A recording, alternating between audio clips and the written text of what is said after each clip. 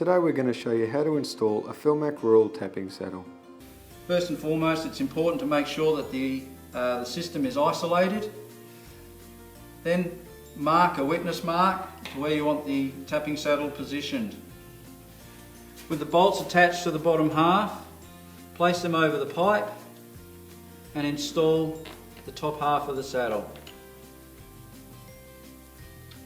Position the nuts on the bolts.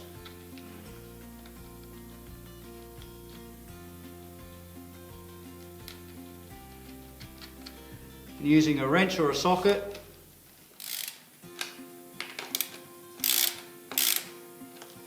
now that the bolts are tightened, take your hole saw, make sure that you clear the thread and the seal. So